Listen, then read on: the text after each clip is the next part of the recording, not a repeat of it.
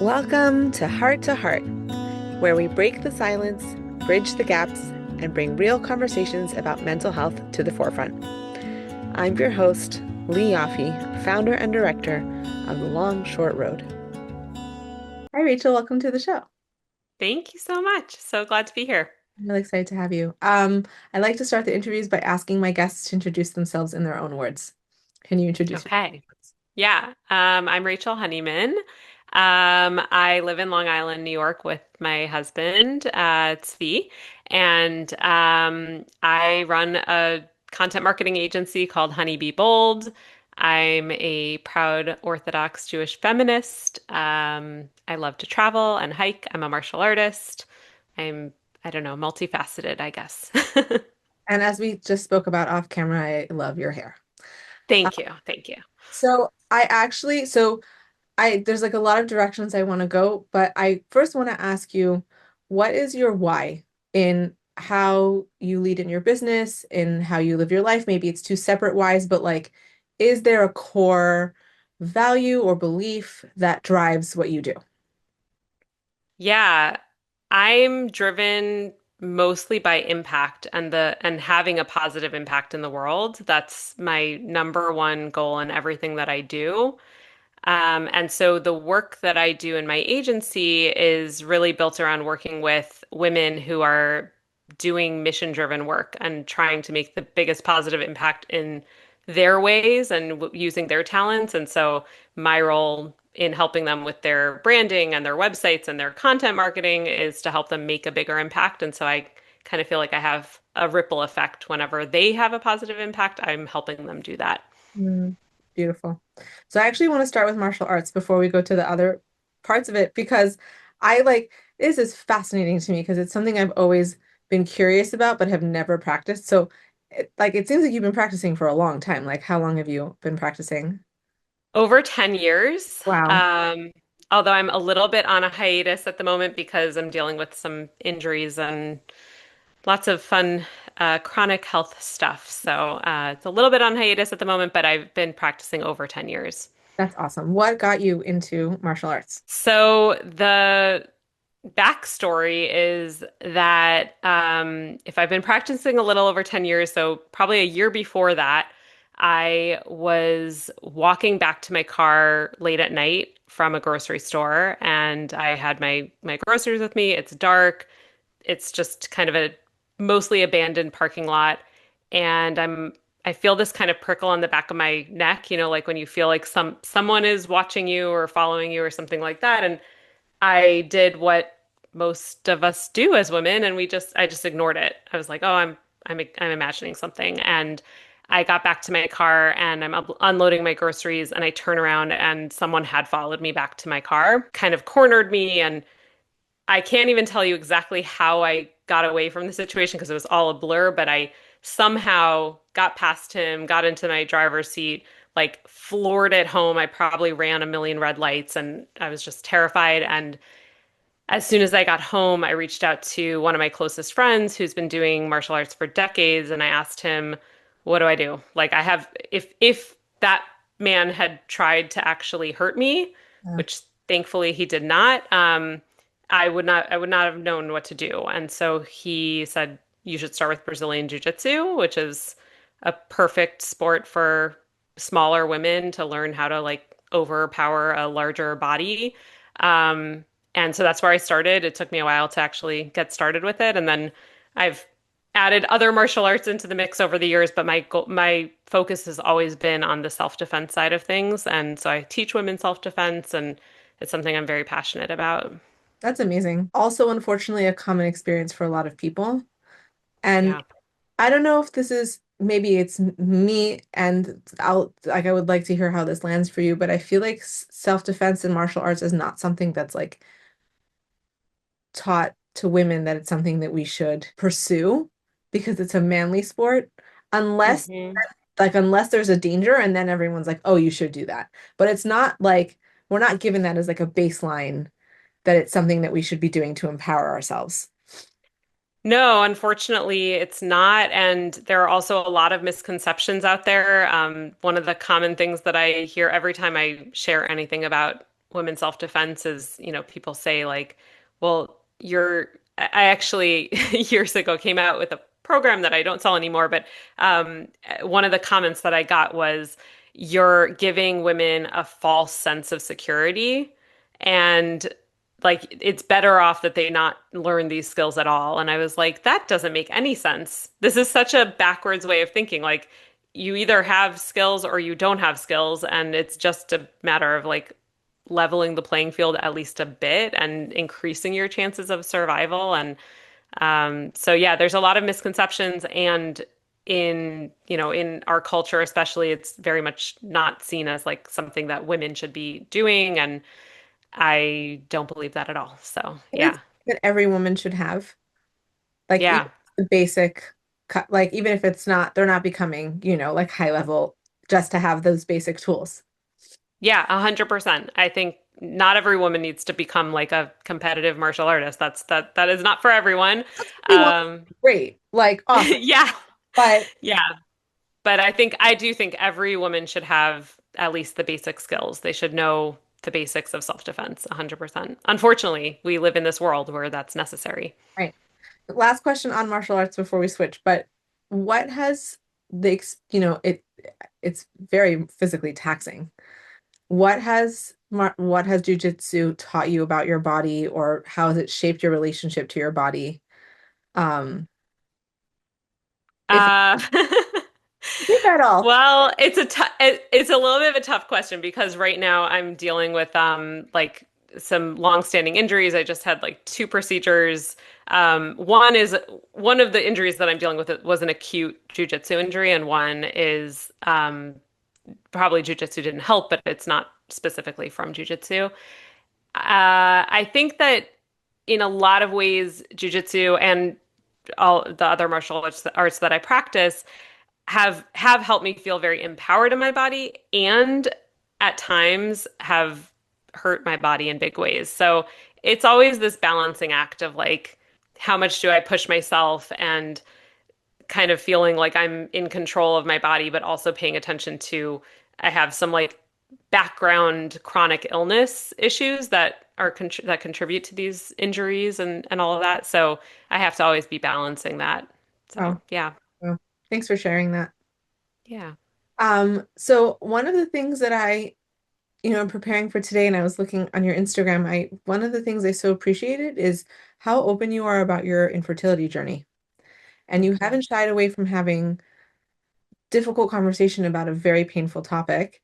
And I wonder, A, if you feel comfortable sharing a little bit about your journey, but also what empowered you to feel comfortable to say, these are things that I want to be talking about publicly and I want to share my experience with the world. Um, I think that the experience is very common, meaning that many people struggle, but we're not talking about it. I think it's still very, I don't know. That's been my experience. It's very like we keep it quiet and we don't talk about what people are going through. And I think it's so empowering that you are putting your story out in the world. So I wonder a little bit about, how you got to that point. Yeah, I'm happy to share. I'm really an open book when it comes to infertility in particular, but most things you'll see, I'm pretty much an open book. So I'll give a little bit of background. I'll give the very short version because it's a long journey, but basically, my husband and I went through over 5 years of fertility treatments, surgeries and egg retrievals and IVF and donor egg cycle and miscarriage and like the works. It spanned over 5 years, and basically every step of the way, it just took a bigger and bigger toll on my mental health and on our marriage, and like just it and my body. Like, talk about my relationship with my body was impacted most negatively through going through IVF a million times. That will do it. Um, and I basically have I decided to share my story not right from the beginning, but very early on. And I think that the reason this is so unusual is there's this saying, I'm sure you're familiar with it, like share from the scar, not from the wound, right? Like we are kind of conditioned to only share when we're past something, and like we get our happy ending, and then like you see this all the I see this all the time, and maybe it's because I'm like conditioned to see it, like people sharing, oh, I had a baby and it was this miracle baby, and here's my story that I went through, and nobody had any idea that I went through this story. Right. And I am never going to have a miracle baby. It's not in the cards for me. We decided to actually stop our, pursuit of parenthood. It's almost 4 years ago.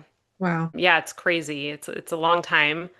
And we came to that conclusion because it was like, trying the same thing over and over and getting the same result. Like we were never going to get a different result. Mm. It is not in the cards for us. We had both male factor infertility and female factor infertility, and it just was not possible. So anyone who wants to comment and say like, "Oh, but my cousin had a miracle baby," like it's not going to happen for me.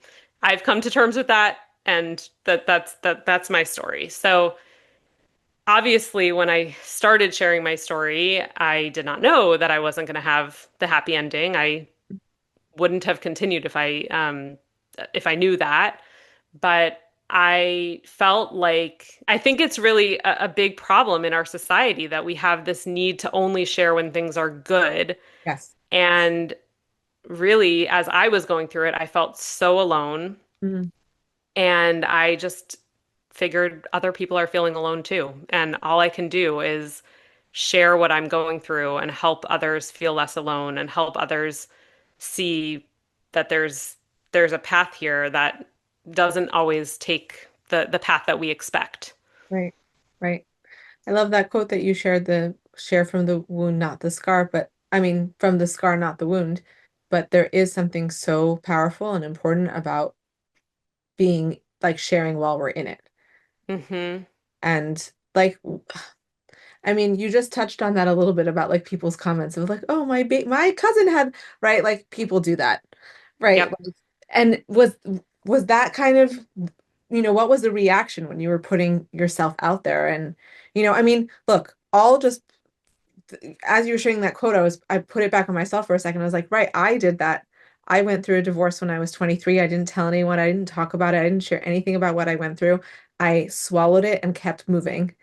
And then it was like it was like probably 6 or 7 years after the fact where realized I had an opportunity and an obligation to share what Hmm. was going on or what I had gone through so that I could help other people. But like, how more impactful could it have been if maybe I said, hey, you know, this is what's going on.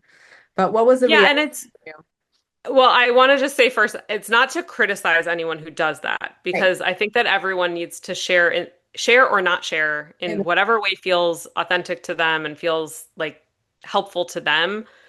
So this was part of my processing, right? Part of how I processed what we were going through was to kind of, in a way, process publicly. Mhm. I'm a writer, and processing through writing was a big piece of my journey. But yeah, the reactions were, I will say, mostly very positive. Like mostly, I had just dozens of people coming out of the woodwork and sending me messages and saying, "You have no idea that I went through this, but Mm. I went through this." Or, I have watched my sister go through this and had no idea what to say. And what can I say to her? And, things like that. People, for the most part, responded very, very positively. And then I also got a lot of dumb comments. I got a lot of people who said, like, oh, you should try this chiropractic technique. And, oh, let me put you in touch with this voodoo doctor that I know. Or like, have you tried whatever? Right. Or, right, like as though I haven't tried everything, right? Like I'm a smart person who has explored literally everything. If I've come to the conclusion that like it's over, like that's it, you can trust that I know that it's over. Like that's And even not let's even a say question. haven't tried everything that every person on Instagram is asking you about. You also have personal choice and personal say over your own narrative. And I Yep. think that like I was speaking with a group of our volunteers on the warm line the other day about like the strangeness of living in a world today where you're posting things on social media so people feel like they know you and you're sharing Hmm. something to benefit other people, but then it becomes this like parasocial relationship where people like, I like I've had, situations where I sit down in a restaurant and like someone will come sit down, literally take the table next to me. They're like, I recognize you from Instagram. I want to talk to you about something you posted about. And I'm like, this is the first time I'm eating a meal by myself in 6 without like wiping somebody's face or taking a phone call. Like, I Wow. can't do this with you right now. But Yeah. it is really interesting that people feel that they have this like ownership, I guess, over that are other people's lived experience that they're sharing about. Yeah, it is a super weird time and like I live my life fairly publicly on social media, although just, of course there are things that I have not and will never share. People think that they see everything. You don't see everything. But I do have a fairly public persona on social media and I have had like even friends who will come up to me who, maybe didn't interact with a post that I had shared or something. And then they're like, oh, you're looking so much better. And I'm like, what are you talking about? It's a very weird thing. So there are positives and negatives to it, but it's a strange thing for sure. But I do, want to come back to that piece of like people are feeling alone in their struggles. And like Hmm. going just connecting it to the social media piece for a second, that like we do also post mostly our highlight reels. And we're Hmm. uncomfortable with people who share the lows, but the lows are part of the story. Like I don't think anyone is going through even a 24-hour period always, in that Yeah. happy-go-lucky frame. So I think it's important to like normalize that we're all going through stuff. Yeah, and that's kind of my approach. So one of the things that I do in my agency is I teach content. I actually am just like finishing a cohort of working with female entrepreneurs and helping them get in touch with their like authentic voice. And a big part of it is helping people feel comfortable sharing the messy stuff because you say people don't like to see it. I actually disagree because I will say that every time I share the real stuff, like it gets such a such a bigger reaction and not negative. Maybe yes, I get one or two stupid comments, but for the most part, it's people who are so grateful to see something real in their feeds and to see that not everyone is, not everyone is doing all like sunshine and roses all the time, right? And when, like you said, everyone goes through the ups and downs, right? And downs are part of life, and it doesn't matter, people whether whatever the spectrum of like mental health is, like everyone has struggled or is struggling. Like this is just part of the human experience. And so when people can see that in their feeds and see like, oh yeah, I'm not the only one struggling with this, it's very, very powerful. Yeah, I agree. That's a good reframe for me and a good reminder that like we can be authentic about our our lived experience. It's funny because even though like I know that and I live that and I teach that, when it comes to like social media and posting things, I'm always second guessing like, should I be saying, should I? But I think that's like a good reframe. You're empowering me to like share more about, just being more real that like people have off days, Yeah. and like we go through stuff. Hmm. Um, so how, you touched on this before on how, the story that people wait until after the happily ever after, or after they get the ending that they want to talk about their experiences. And I'm curious for you, like, what has the experience been like to make meaning out of your infertility journey and the decision to stop trying, the recognition that you're not going to be parents? Like, how have you been able to continue to foster hope in your life and like move forward with the resolve, even though your story did not turn out the way you wanted it to? Yeah. So my business is actually a very big part of this. It's a big part of my life. It's obviously not the whole thing, but it is a big part of this. So like I said, it's been almost 4 years since we made the decision to stop, and huge factor in that was my mental health. Was I mean, deeply, deeply, deeply depressed. I got to the point where I was suicidal. I was really I didn't see kind of any point in living because the thing that I had envisioned for my life was just not happening. I actually remember I'm 38 now, so my 35th birthday, my husband had tried to invite some friends over to surprise me, and he knew enough to know to not like spring it on me actually. So he was like, "I have some people coming over in a few minutes. Is that okay?" And I said, "No. I don't want to celebrate being 35. Like this is not what I envisioned my life looking like. There's nothing to celebrate. I Mm, didn't think my life was worth celebrating." And so right around that time, very shortly thereafter, I made the decision to actually launch my business. So I'm mm, like deep in the throes of suicidality and the worst depression I've ever experienced. And I have experienced depression on and off since I'm a teenager. And I knew that if I didn't like manufacture something to give me meaning, I I probably would not survive. mm, And so I had always had this vision of building a business, but I just never kind of felt ready, and this felt like a lifeline. Like I needed to do it. It wasn't just like, oh, I want to do this. I need to do this. And so that's really why I launched my business and then started building it in this very meaning driven way. It took a while to kind of get my footing, like it does when you launch a business, but I once I really figured out like what is the purpose here and what is the impact that I want to make in the world, I really threw myself into that, and it became just such a meaning driver for me, but also it became so much bigger than me. Like this isn't about me. It's about the people that I'm helping. It's about the people who see my content and get something from it.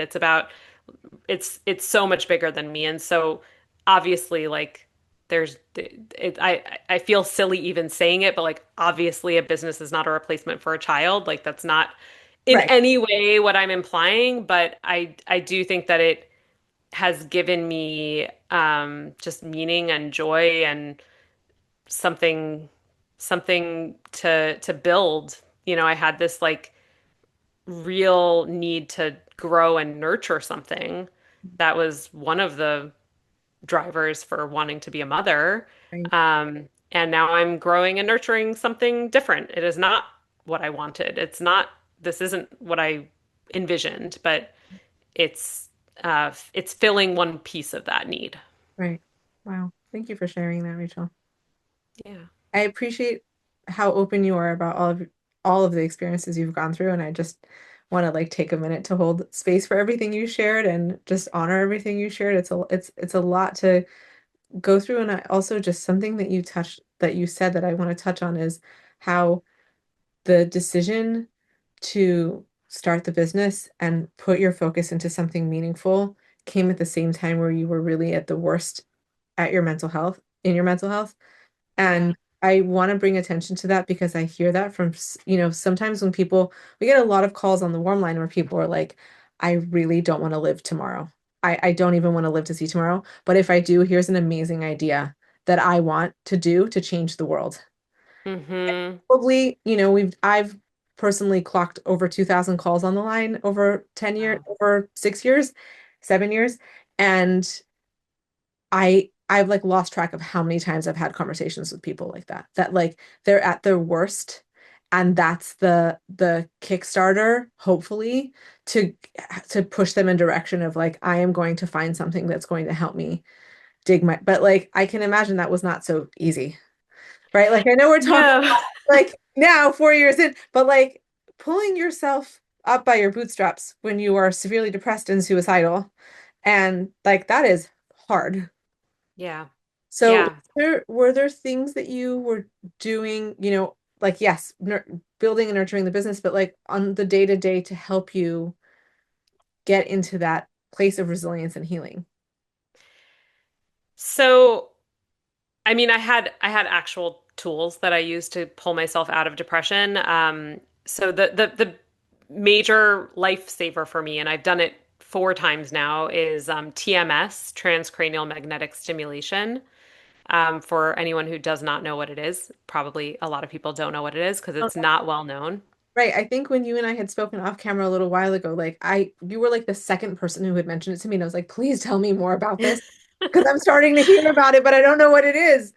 Yeah, so I mean, I'm not gonna go into like the scientific explanation because I'm not a scientist, but I'll tell you my understanding of it is basically it's an FDA approved treatment for treatment-resistant depression. The first time I did it, I had to jump through a lot of hoops to get insurance to cover it. They require that you try, every type of antidepressant ever and antipsychotic. Like they make you jump through a lot of hoops before they will cover it. But it's basically a a machine that you put this helmet on your head, and there's a strong magnet that is tapping against your skull, Wow. and it taps at like a very high frequency. And the idea is that it's stimulating a part of the brain that is responsible for depression. Wow. There are other protocols. It's also FDA approved for OCD. I think those might be the only two that it's FDA approved for, but it has been studied for anxiety and Alzheimer's and Wow. autism. It's been studied for a lot of different things, but it is FDA approved for treatment-resistant depression. And so I had tried a million medications over the years. Like I said, I have had depression on and off since I'm 13, probably earlier, but that's the first time I can remember like using those words. Um, and so I knew that medication wasn't going to work for me, and I had been in therapy for my whole life in some form or fashion. I tried so many different types of therapy, and I knew that I needed something else. So basically TMS is, like I said, this like high frequency tapping on the skull, and it's these short treatments. There are many different protocols, but the like standard protocol that's FDA approved, that's generally covered by insurance, is you go every day for, I believe it's 36 days straight. Wow. And the treatment itself is like 3 minutes. Like it's really short, Wow. but the first time I went, I was driving like 30 minutes each way, and it was very disruptive, but it saved my life. Like 100%, it saved my life. The next, and then it held me for like 5 months the first time. The second time I did it, I did about 6 months later. So I had like a kind of time period in between where I was pretty depressed. And I did an accelerated protocol, which was over 3 days, where it's like every hour on the hour, you're going back on the machine. Wow. It was very, very intense and not covered by insurance, but less disruptive because, I was just there for 3 days. That held me again like 5 or 6 months. And then the third time I did it, again, I did the 3 day protocol, and it held me for 18 months. Wow. And yeah, it was incredible. Like it really just I didn't think about depression for this very long period of time, and I Wow. hadn't had respite like that in so Decade. long. Wow. Wow. Yeah. Wow. Does it hurt? Yeah. So everyone experiences it Different. differently. In Yeah. my case, it is extremely painful. Wow. Yeah, like Wow. I'm on the machine like sobbing from pain Wow. and probably also emotion and a lot of, but it's very short, like I said, and it's like I I would do it 100 times if I need to. Like I'll do it again and again and again if I need to because it's a life-saving treatment. Like I'll say TMS is not well known, unfortunately. I think it's becoming a little bit better known, and there are more practices opening up. I'm in Long Island. There, when I did my first round, there were only maybe three practices doing it, and now there are many, many more. So I think it's becoming more available. Um, and I just can't say enough good things about it. It really is incredible. My husband has done it now. It's really, really incredible. And then I'll just say that the I did it a fourth time. Uh, More recently, it was in October, so just like maybe 6 months ago. And I did a 1 day protocol. So Wow, every practice has like different protocols that they're playing with. And it's a matter of just kind of speaking to a practice and finding like you have to gauge like how knowledgeable they are, how long they've been doing this. So I found this practice that's been doing this for a long time, and they I was their first patient that ever did this 1 day protocol, and I was like, okay, I'll be the guinea pig, and it was very effective. I don't know yet how long it will last, but so far it's been 6 months and I've been feeling good. So. that's amazing. And it's something that you shared about trying all the medications, being in therapy for so long. I feel like that's such a common thread for people when they first receive a diagnosis. And like, thank God that there's things that are becoming more popularized now and there's tools that are becoming more available now. But I feel like for so long, it was like, oh, this is what you're struggling with. Here are the prescribed ways that we do things. And that's it. Hmm. And if it doesn't work for you, like tough luck. And Hmm. it's a very disheartening, that's like a very disheartening place to be, is to be trying and not seeing results. And I'm not knocking medication and therapy because those two tools have saved my life. And Hmm. also, they weren't the only tools that helped me, and they're not usually the only tools that are effective for most people. 100% agree. Like medication and therapy, they are the first line for a reason because Yeah, they work for most people. yeah, But for people who have more complex cases of depression, it's not necessarily the only thing that can help. I will tell you, and you might at some point. I have to still connect you with my husband, but he has the most complex case of depression that I have ever encountered, and I have met a lot of people with complex depression.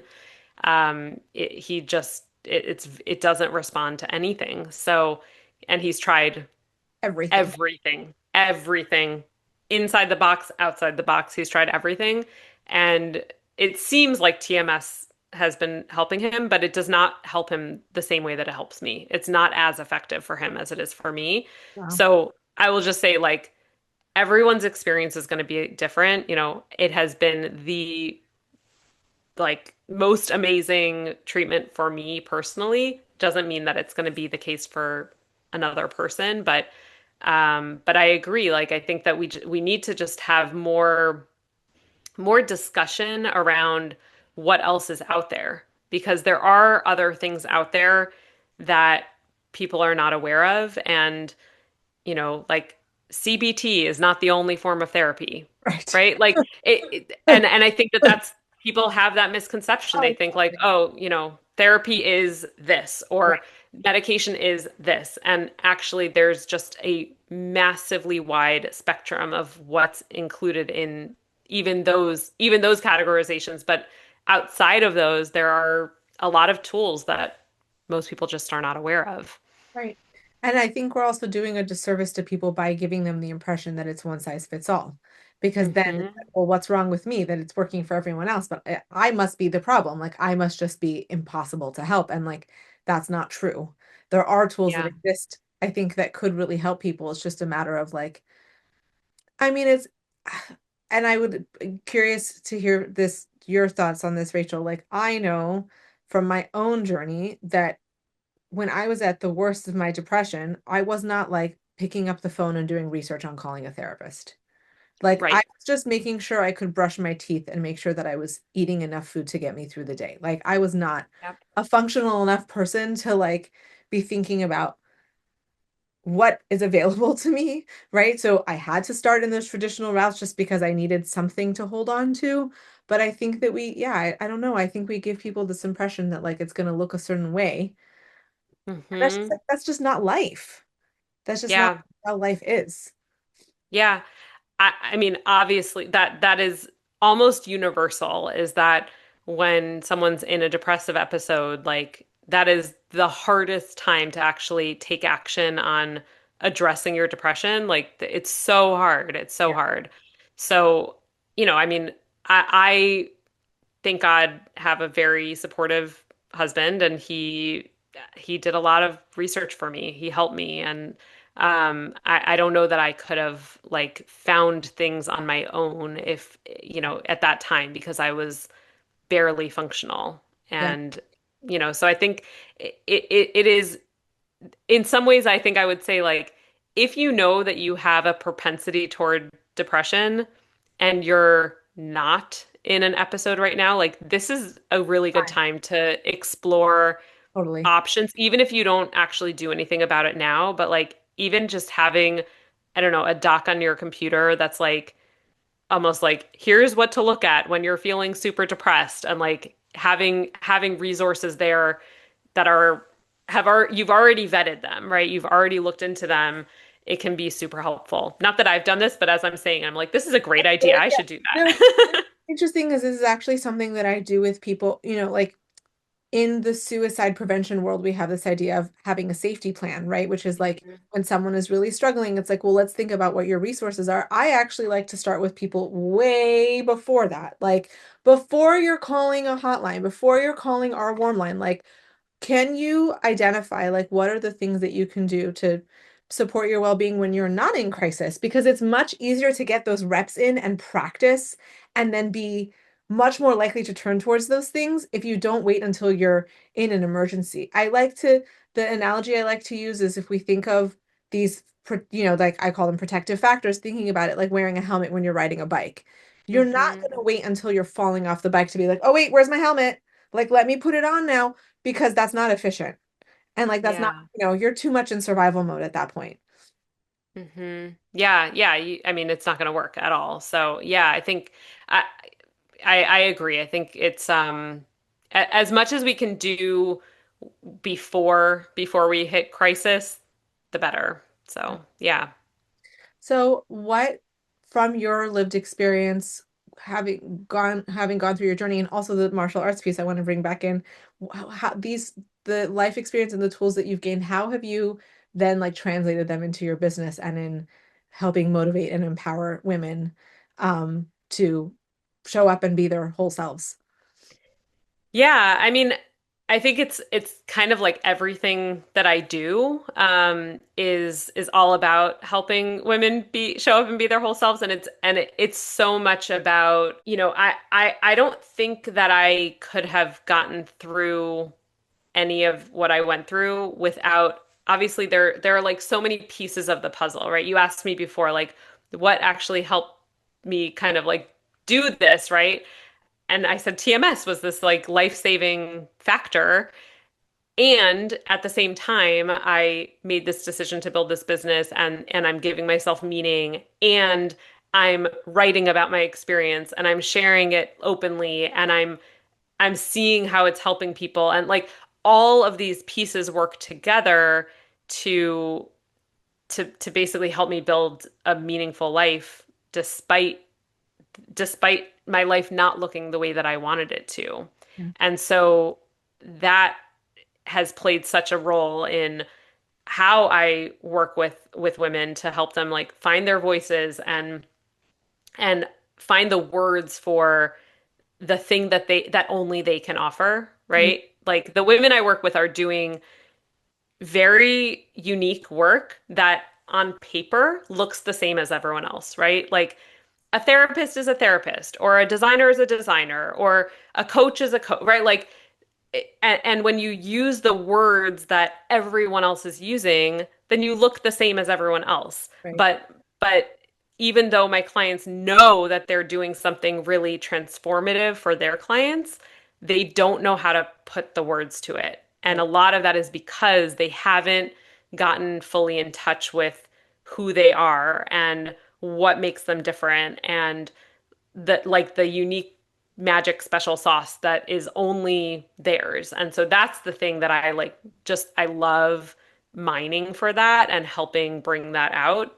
And then it translates into a brand or a website or content marketing through social media or email or whatever it might be, but it all starts there. Like it has to start with this foundational let's get to the core of who you are and really put words to it. And Mm. then everything else is like gravy, right? It just comes after.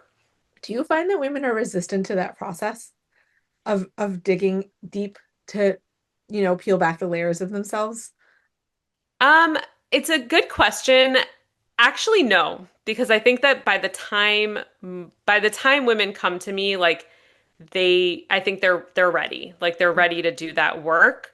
Um, I'm not going to say I've never encountered resistance, but for the most part, I think just even taking the step to to hire me because I'm very clear about this I call it brand therapy. Like this is like that is the first step in my process. Is I call it brand therapy and and and I tell people you might cry on this call.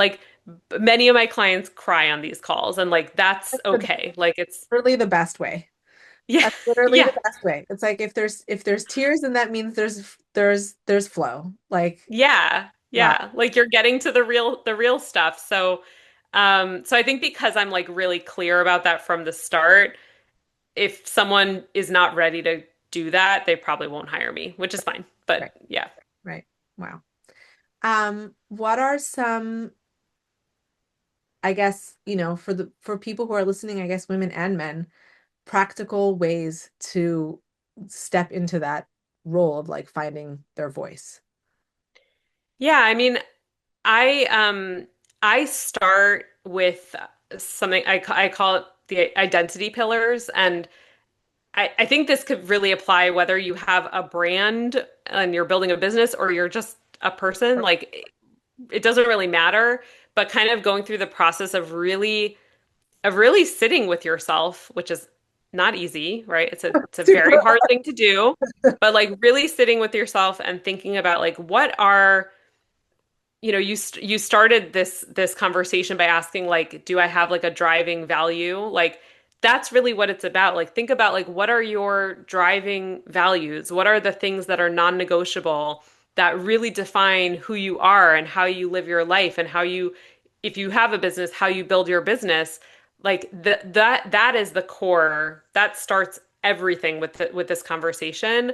And I'm happy to share. I have a worksheet that I can share if people want to work through it because I'm a big fan of using AI for to help kind of mine a little bit, but it has to start with you, right? It's always You human can't plug led. in the question to chat and ask it to figure it out for you. No, no. This requires a lot of journaling, brain dumping, whatever your process is to get the thoughts out, but you Right.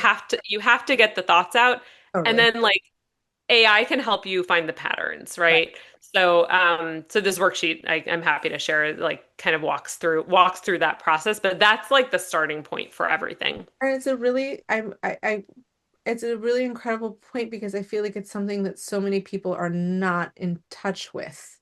Like Hmm. business owners and just regular people living their, anyone walking through the world, like you stop and ask yourself, well, what are my core values and what is driving me? And a lot of people don't know the answer to that question. Yep. Um, one of previous podcast guests and also a advisor on our mental health board, um, Dr. Sokol wrote a book called Becoming Godly, and he has like different exercises in each chapter. And I had it like in my house last Pesach. I was sitting around with my family and we started answering the questions. And one of the questions was about core values, and people were genuinely stumped. Like, wait, I don't actually know what drives me. I don't know what moves me. I've kind of just moved through the world because that's how Hmm. I've done it. So it Mm. is like it's a massive narrative shift for people to realize. Yeah. Yeah. I think this is work that a lot of people just have not done. Right, And it's very deep. It's very deep. Like it's this is not surface level stuff. Like I think this is very deep. But I think that there's so much value in really being willing to go through that process and getting to know yourself, right? Like talk about like suicide prevention, right? Like I'm sure you talk about this all the time. If you are not in touch with your own emotions and your own signals and like what's driving you, like you won't notice until it's too late. right. And it's really, really, really important. Right.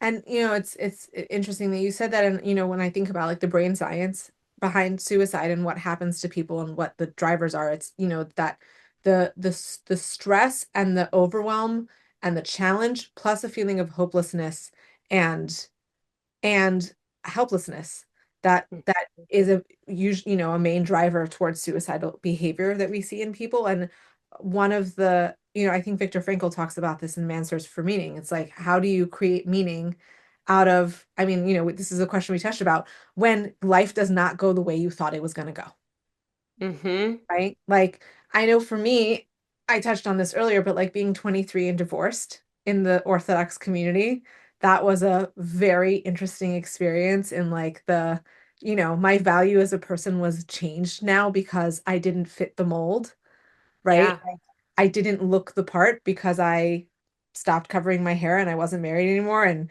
I had one role and now I had a different role. And it's just, I feel like and this is, something that I see in the religious world a lot, is that we talk about value and the importance of living that, but I don't see it embodied. It's kind of Hmm. a surface level thing. And then when you come down to it, it's like, do you actually know yourself? Do you know what the difference between feeling gratitude and feeling grief is? Do you know what your Yeah. triggers are for when you feel angry? What's the underlying emotion under your anger? Do you even know what, like can you even put word to what your lived experience is? And a lot of people can't do that. Yep. Yep. Yeah, I think there's such a disconnect. People are just feeling just so disconnected from themselves. And something you said just like brought up another thing that I think is important to mention because a lot of the comments that I get now, especially now I'm on the other side and like my fertility journey is over and I'm very open about that. Like I will not be a mother and it will never stop being painful. Like that's never gonna be something that I just like come to terms with and I'm fine with.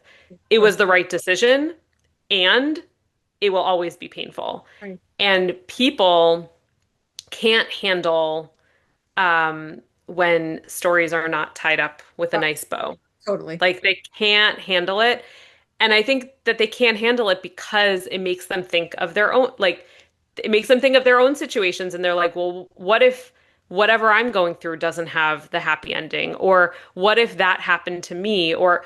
And it's a really, really hard thing to wrap our heads around. And so, what is often the response from people is they say, oh, like Hashem will provide for you, or like Hashem, you don't lose faith. It will happen for you, right? Like people say these things. And I say, like, to me, that is not faith. Right. Like faith that relies on things going our way It's not fake, is that's control. not faith. That Right. is like the shakiest faith ever. Like Totally. if my belief in God and that he's like running the show here, if it depended on things going my way, like I wouldn't be religious anymore, right? Like I would have said like, nope, it didn't go my way, so like that's it, I'm done. Totally. And I and like if people make that decision, it's understandable. Like I get it.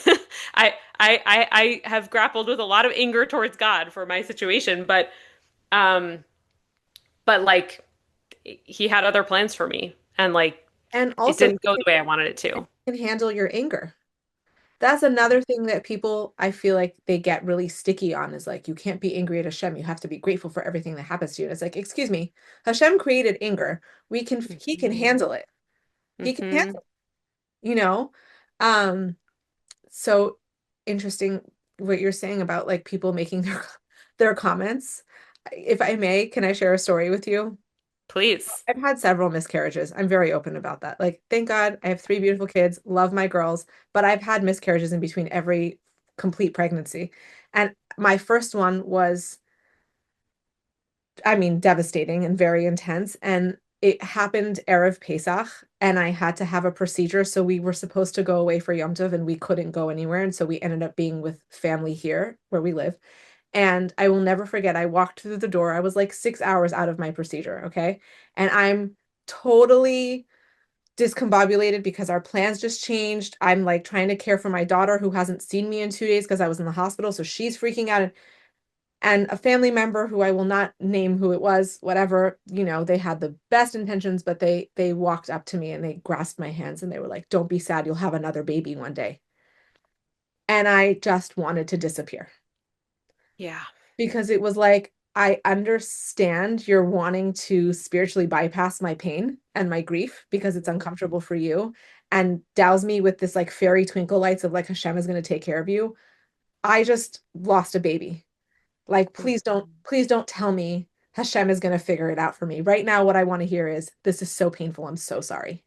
And Hmm. I think it speaks to what you said that like people are uncomfortable with the ambiguity and turning it back on them, like, oh, this could be me.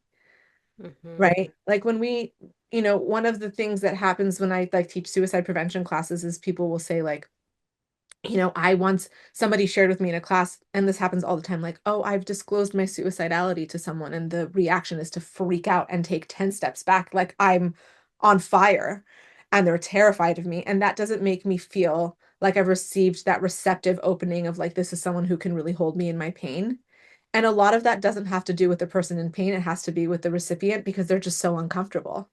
And Yep. I do think we need to become more comfortable with the ambiguity of being human because that's just that's the reality of being human. Yep. Yep. No, 100%. And thank you for sharing about your miscarriages. I'm sorry that you went through that, and Yeah. yeah, I'm sure that was just one of Oh, many the terrible comments I you think got. that I could literally just like and like all I've had friends who like even friends who haven't experienced infertility but just waited to try to have kids. It's like, "Oh my God, thank God you're pregnant. We thought something was wrong." It's like, Yeah. really, Yep. everyone? Really? Do we have to Yeah. go there? But I think that's also like, and this is one of the questions I wanted to ask you is like, I think as a community, we could like be doing, what could the community be doing better for people like you and me and so many other women who are listening to this who have gone through these experiences? Like, we need to feel held. And it's like the Hmm. opposite of, you know, this example is coming to mind because I just did a training with a group of lone soldiers a few weeks ago, and one of the soldiers, we were talking about like stigma around mental health, and one of the soldiers raised their hand and was like, "Yeah, I walked into shul. Like I served in Gaza October. Like I was there for however many months. I came back to my hometown. I went to shul, and somebody came up to me and shook my hand and very openly said, 'So do you have post-trauma now from your experience?'" Right. Oh God. Right. Like I literally like they said this and I usually, when I'm teaching these suicide prevention classes, I really try to like hold my feelings to myself. I could not contain how angry this made me. But I think it just speaks to like a larger problem that we have in society, which is we're so uncomfortable with other people's pain that we make light of it or we spiritually bypass it or we just tell people that if they had more amuna or if they took on a mitzvah or if they just did such and such that they would see. It doesn't always work like that. I don't Yeah. think that's how a relationship with Hashem is supposed like, is that how it's supposed to work? I don't think so. Yeah, I don't think so at all. I mean, I think, in terms of what can we do as a community, I think we need to just, first of all, have more of these conversations and just be more open that like life does not always go the way that we want it to, Yeah. right? You know, you have three beautiful children, but you also had babies that you lost, right? Like that doesn't take away that pain. And so people think like, oh, even if you wind up with the happy ending, like, okay, now it like does away with the It pain. washed away No, everything. like you Right.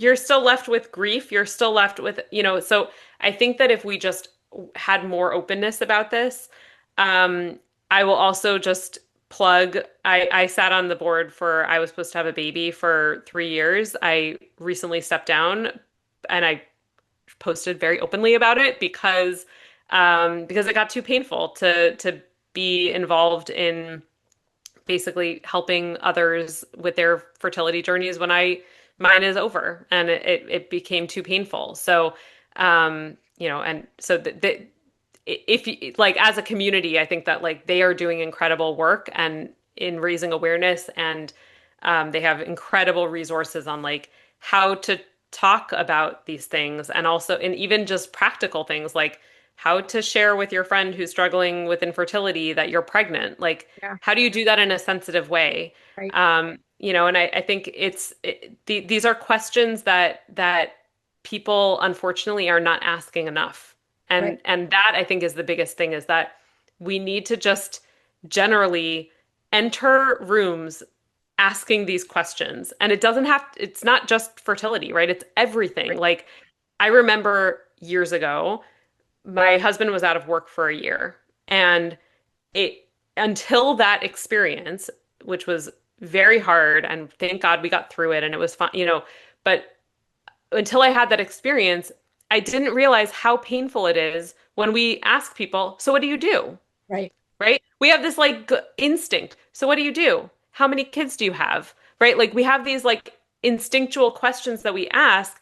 And I'm not going to say that I'm like perfect about this now. Like this is a constant work in progress, but at least having the awareness that like this might not be such a simple question. It might be a very painful wound that you're opening. Yeah.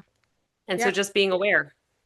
And I think part of it is also like, for me, what I've learned, because I've definitely put my foot in my mouth, and like realized that because we're human, like that will We happen. all do. Yeah. I'll do. I was in a training a few weeks ago and there was a woman sitting next to me and I asked her her name and then I asked her her maiden name because she was wearing a shades and she said, "Oh, I'm not married." And there was this moment of like, "Oh my God, I'm so sorry. Now I want to like dig myself into a hole in the ground, but I just made a repair and moved on from it, and like we Yep. can do that. We can do Yep. that." And Yep. it just I think part of it is also coming to people and being in community with in less judgment. We look around at people and we're judging all their experiences. We have no idea what people are going through. Yeah. It's Not at it's all. really, and I think we owe it to our community to just be more kind and less assuming of people's life stories. Mm-hmm.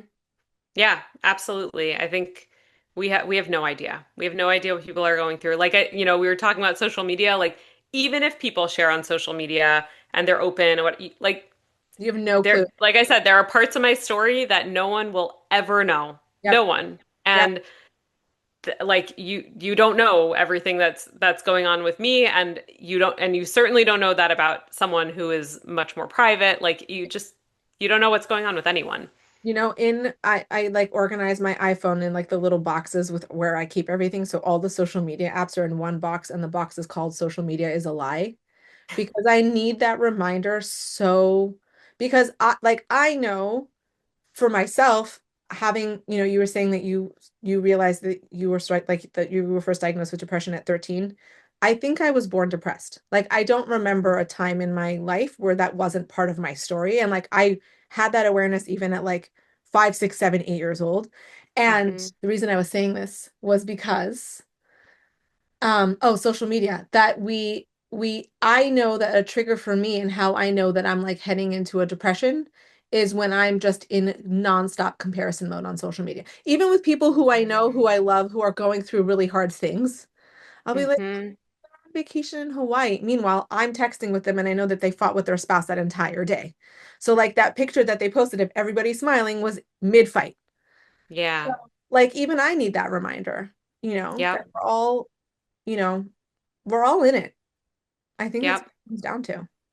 Yeah. I could not agree more. I think that um some people I think that especially after COVID, like anyone who didn't deal with depression before COVID Definitely knows. has experienced it since. Yeah. I have a very good friend who he always would say like I don't struggle before we like joked that he would joke, that he's like I don't struggle before COVID because Mm, he just never struggled with his mental health. Like he yeah, just never did. yeah, And and it was kind of just like a thing. yeah, That's not the case anymore. Like, so I think that even people who maybe don't put a label on it, and we don't have to put labels on things, but like everyone has struggled. Everyone knows what this feels like now, and there's a good thing and a bad thing to that, obviously. Obviously, I would never like wish this on anyone, but there is a good thing to it, which is, I remember feeling pre-COVID and certainly years ago, like feeling like people who have never experienced depression cannot understand this. They right, cannot understand what this feels like. right. And I think that most people understand it on some level now Yeah, if they didn't before. yeah. No, I definitely agree. And it's also just part of what you just said about like people who've never experienced this have no idea what it feels like. For those who are listening who thank God haven't experienced that, it's important to just remember that we have to take our own lens off when we're with other people and hold that space for them. Their lived experience might not be something that you're familiar with, but if you dig down deep enough, you can find some source of pain inside of you that could help you have compassion and curiosity for someone, even if their lived experience is completely different than yours. A And, hundred and percent. we don't have to, it's not a game of like who had it worse. I think we all, we're all in it. That's what being human is. Yes. It's Yep. A hundred it's percent. really l'chaim to that, Rachel. Yes. Mm. Well, my last question for you is, do you have a message of hope for anyone who's listening right now? I mean, I think the message of hope is that it doesn't matter how low you feel. I have felt the lowest of the low. Like truly, I felt the lowest of the low. I have been actively suicidal probably 4 times in my life. I've only attempted once when I was 13. But you can be at the lowest of the low and you can still build a life of meaning. Mm, That's really when I have felt depressed since that that experience, 4-ish years ago. I remind myself that. I remind myself that I have pulled myself out of the deepest depths and I have built something meaningful. it's beautiful. Thank you so much, Rachel. It was such a pleasure to have you. I really appreciated and enjoyed this conversation so much. Thank And you. thank you. Thank you for tuning in to Heart to Heart.